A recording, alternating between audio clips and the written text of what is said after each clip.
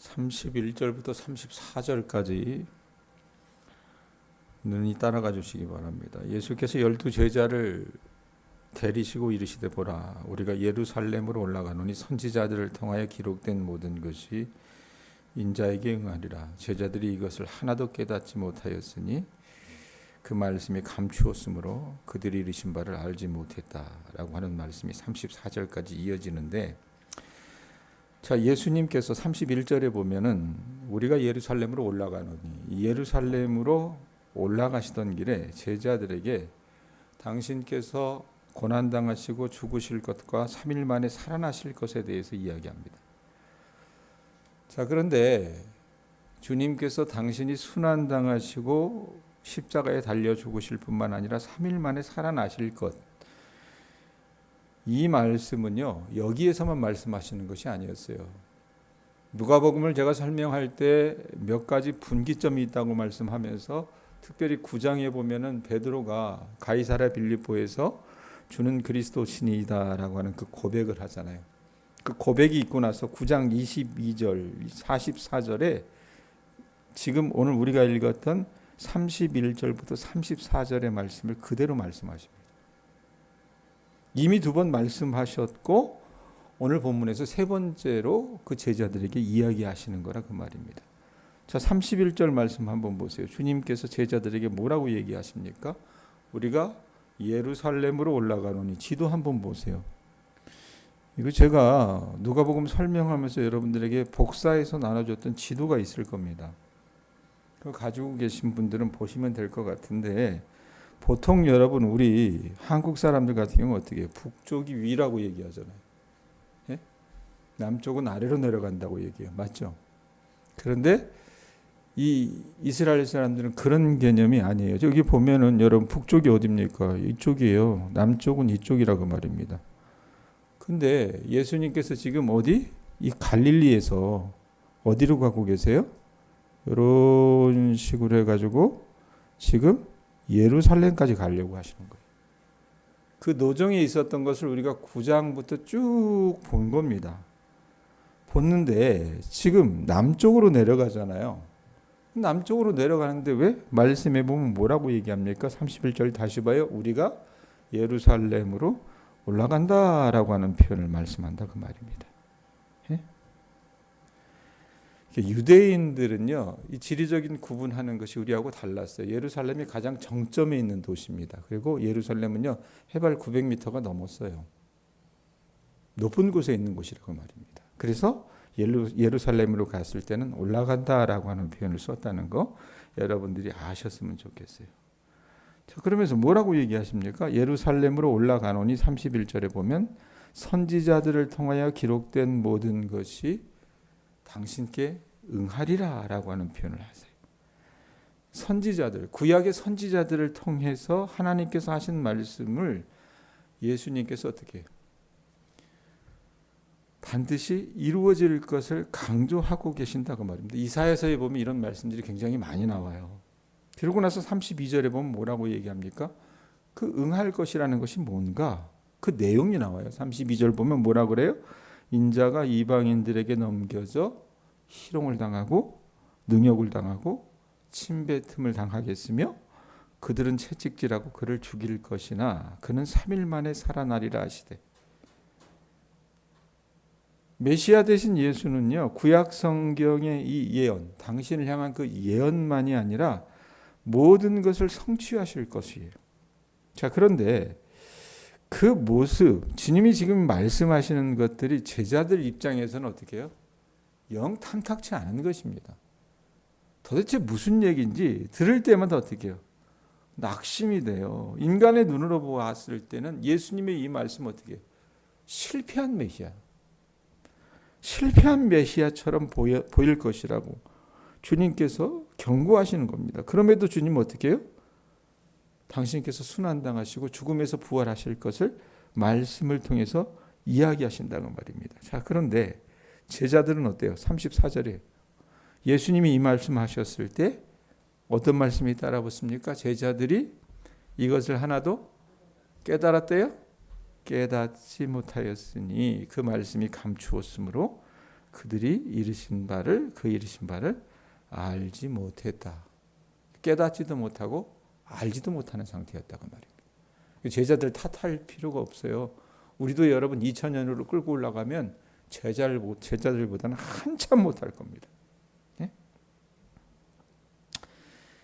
이러고 나서 장면이 전환되는 게 35절이에요. 35절 우리가 잘 아는 말씀입니다. 잘 아는 성경의 이야기인데 자 35절 말씀 한번 보세요.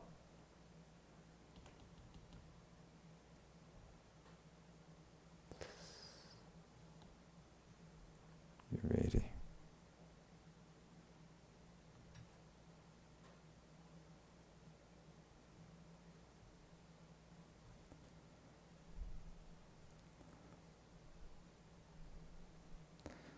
(35절) 말씀 보시면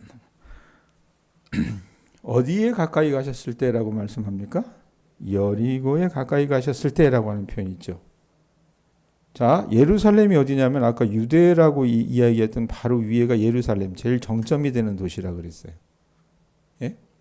그런데 여리고는 어디냐면 그 옆에 여기입니다. 여리고. 여리고성 여호서에서 나오는 그 여리고라 그 말이에요. 자, 여리고에 가까이 가셨을 때 누가 길가에 앉아 있었습니까? 한 맹인이 길가에 앉아 구걸하다가라고 하는 표현이 있어요. 예루살렘으로 가시던 여러분 그 길에 여리고에 접근하셨을 때 이전에 주님이 만났던 부자 청년과는 아주 대조적인 인물을 예수님이 만나세요. 18장 다시 1절 한번 보세요. 예수님에게 누가 찾아옵니까? 18장 1절에 보면 아니 18장 1절이 아니라 18절 18장 18절에 누가 찾아와요? 어떤 관리가 물어 이르되 이 편이 나오죠. 어제 우리가 말씀 나누면서 부자 청년이 예수님께 찾아왔다 그랬잖아요. 다 비슷한 어떤 그 지역에서 주님이 만나셨던 인물이에요. 근데 이 부자 청년과는 아주 대조적인 상황이 대조적인 인물을 만나요. 35절에 보면 이 사람은 어떤 사람입니까? 맹인인데 길가에 앉아서 구걸하고 있었다 그 말입니다. 거지였다 그 말이에요. 여러분, 이 예루살렘에서 여리고까지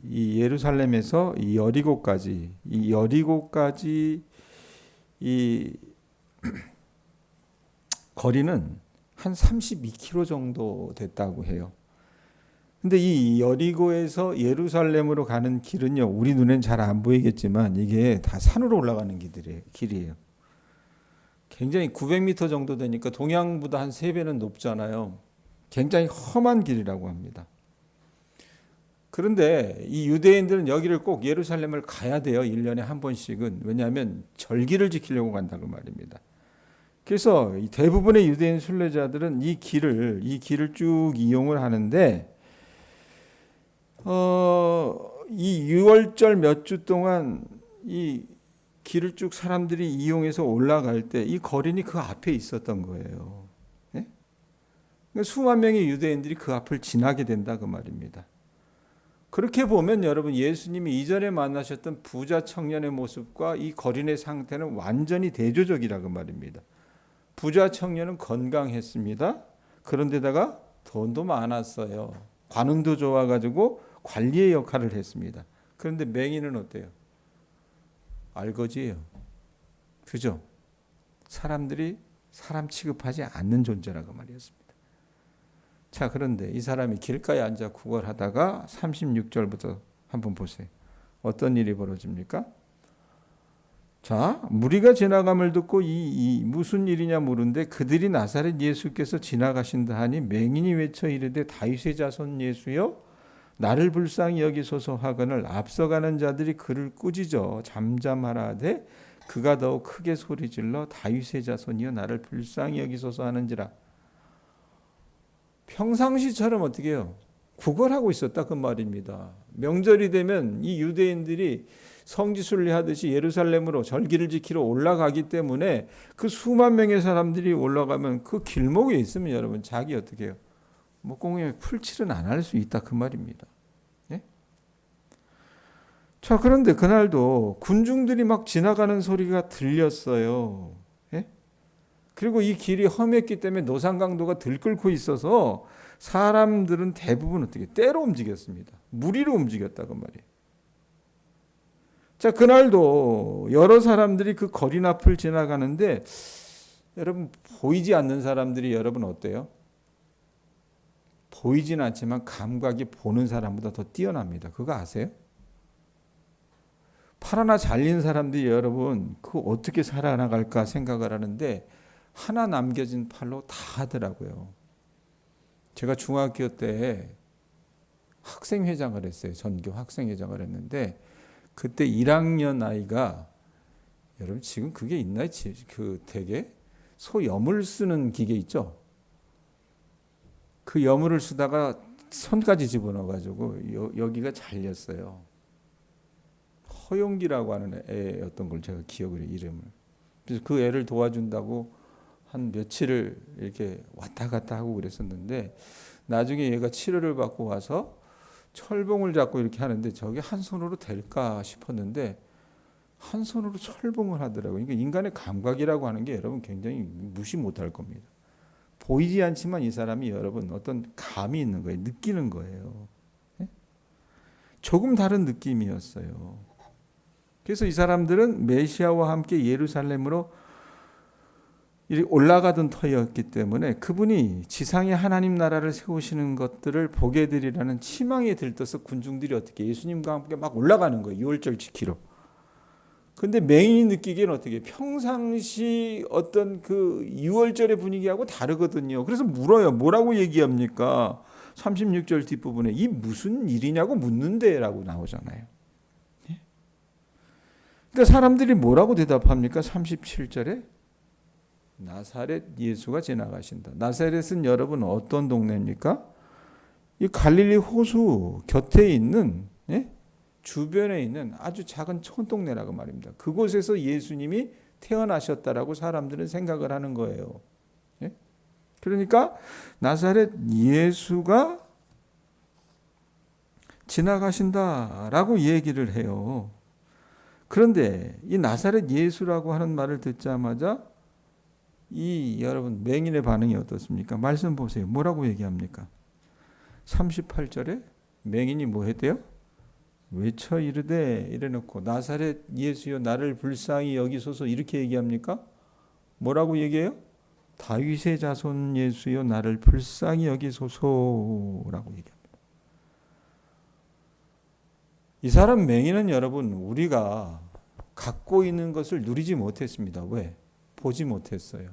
그런데다 가난하기까지 했습니다. 자기는 너무나도 절실했기 때문에 그 예수님이 지나가신다라고 하는 소리를 듣자마자 사람들이 말릴 새도 없이 미친 듯이 소리를 질렀던 거예요. 그리고 그 예수님을 부르는 호칭이 사람들은 분명히 나사렛 예수가 지나가신다라고 얘기했으면 나사렛 예수여라고 그렇게 부를 수도 있는데 뭐라고 얘기합니까? 말씀해 보면 뭐라고 얘기해요? 38절 중간에 나사렛 예수여라고 하는 것이 아니라 다윗의 자손 예수여라고 그렇게 주님을 부른다 그 말입니다. 이게 여러분 우리에겐 그렇게 와닿지 않는 이야기지만 유대인들에게 있어서 다윗의 자손이라고 하는 말은요 하나의 관용어구였습니다. 무슨 말이냐면 메시아를 일컫는 용어라고 말입니다. 그리스도를 일컫는 용어라고 말입니다. 구원자 이런 뜻이에요. 하나님이 보내주시겠다고 하시고 이스라엘을 구원하시겠다고 약속하신 그리고 이스라엘을 통해서 온 세계가 복을 받게 해주시겠다고 하는 그 약속, 이 약속의 주인공이 누구예요? 메시아, 다윗의 자손이라 그 말입니다. 그 메시아는 항상 다윗의 자손이고 다윗의 아들이고 다윗의 자손으로 호칭이 됐어요. 그랬기 때문에 여러분 이 맹인, 거지는 어떻습니까? 자기에게 지금 가장 절박한 문제가 뭡니까? 앞을 보지 못해요. 구걸하고 사는 인생이라 그 말입니다. 그 자기 절박한 문제를 해결해 주실 분은 오직 하나님께서 보내주신다고 말씀하셨던 메시아, 다윗의 자손이신 그 예수뿐만 할 수 있다라는 것을 그가 여러분 알았던 거라고 말입니다. 그러면 이 사람이 여러분 사람들이 지나다니면서 3년 동안 이 사람에게 소식을 전해 주었던 그 나사렛 예수라고 하는 인물이 자기는 어떻게 믿음으로 수납을 했어요?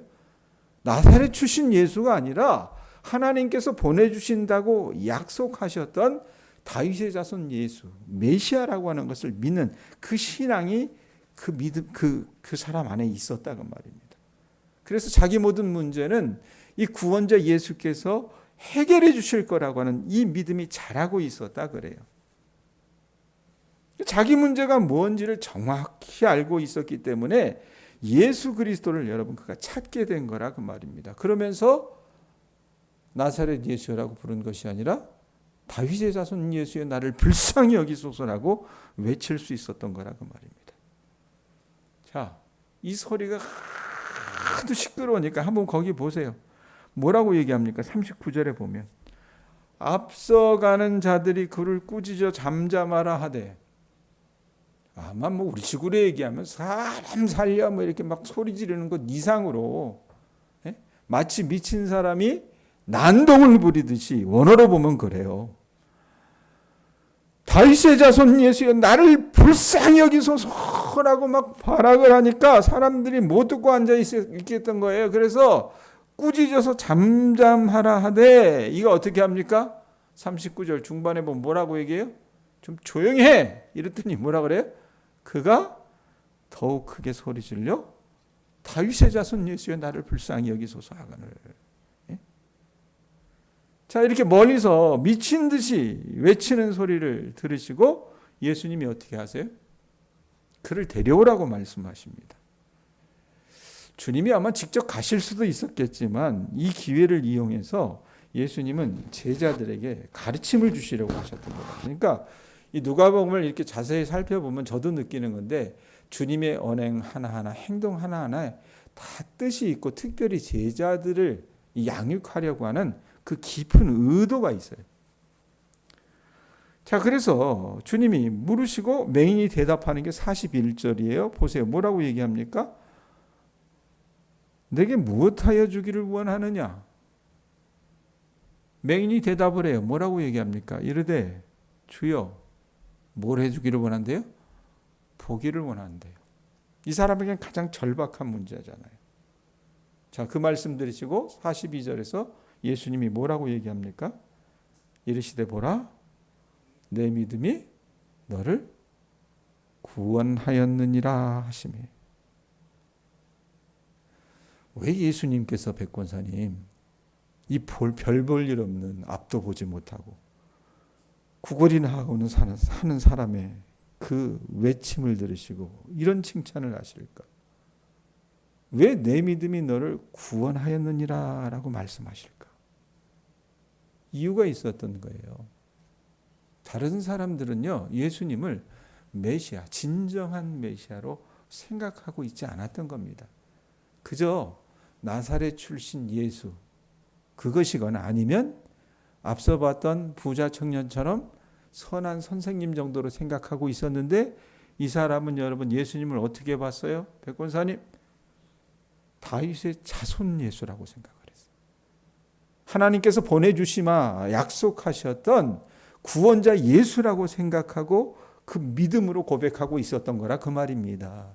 그래서 예수님께서 말씀하시는 거예요. 보라, 내 믿음이 너를 구원하였느니라 라고 말씀하시는 거라 그 말입니다. 자, 그 말씀하시자마자 어떤 결과가 나타납니까? 43절 보세요. 꾸미는 말 딱 하나가 있어요. 이게 뭡니까? 맨 앞에 어떤 말이 따라붙어요? 곧이라고 하는 말이 따라붙어요. 곧. 이 누가라고 하는 사람이 직업이 의사였다 그랬잖아요. 이 사람 표현이 굉장히 세밀합니다. 근데 뭐라고 얘기해요? 그렇게 말씀하시자마자 내 믿음이 너를 구원하였느니라 이렇게 말씀하시자마자 어떻게 해요? 곧 보게 돼요. 하나님께 영광을 돌리며 예수를 따른 이 백성이 다 이를 보고 하나님을 찬양하니라. 그 남자가 그 시력을 회복하고 자신이 보게 된 것으로 하나님께 영광을 돌리고 예수님을 따랐다라고 고백을 해요. 예? 여러분, 이 남자가 다시 보게 된 일로 제자들을 포함해서 그를 꾸짖었던 군중들은 이 기적을 행하신 그 주님과 하나님 나라의 새로운 백성이 늘어나는 것에 대해서 하나님을 찬양하게 됐다는 것이 오늘 이야기의 결론입니다. 자, 이거 어떻게 여러분 우리가 적용할 수 있을까요? 설교 후반부에 말씀드렸던 것처럼 여러분이나 저는 예수님을 어떻게 생각하고 있는지 스스로에게 이 새벽에 한번 물어보실 수 있기를 바랍니다. 주님을 따랐던 수많은 그 군중들처럼 우리 예수님을 나사렛 출신 예수 정도로 생각하고 있는 것은 아닌지, 아니면 18절에 이야기하는 것처럼 어떤 관리, 이 부자 청년처럼 선한 선생님으로 생각하고 있는 것은 아닌지 한번 점검해 보실 수 있었으면 좋겠다라는 생각이 좀 듭니다. 우리가 예수님을 여러분 그렇게 생각하면 우리의 삶에는 어떤 기적도 어떤 행하심도 나타나지 않습니다. 오늘 예루살렘으로 올라가시면서 예수님께서 이 거지 청년, 사실 이 거린, 맹인 거지는 이 다른 복음서에 보면 누구냐면 이 바디메오라고 하는 사람이에요. 예? 이름을 갖고 있었습니다.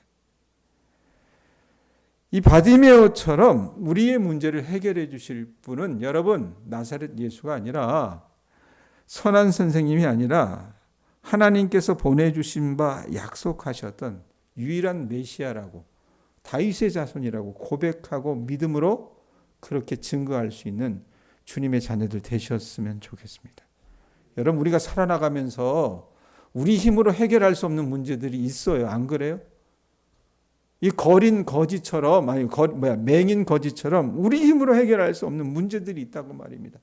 돈을 쏟아도 안 되고요. 온갖 용을 써도 안 되는 일이 있습니다.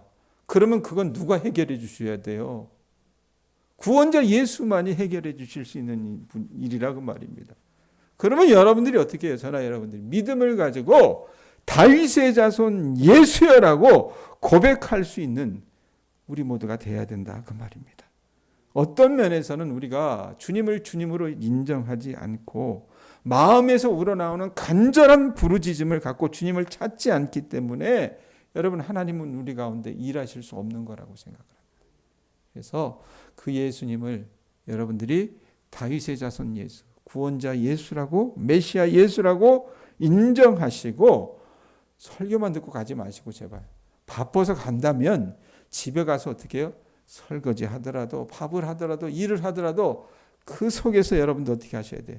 다윗의 자손 예수여 나를 불쌍히 여기소서. 오늘 하루 그렇게 주님 앞에 간절히 부르짖어서 하나님께서 여러분들의 삶 가운데 내 믿음이 너를 구원하였느니라 말씀하시며 응답 주시는 것들을 경험할 수 있는 우리 교우들 되셨으면 좋겠습니다. 기도하겠습니다.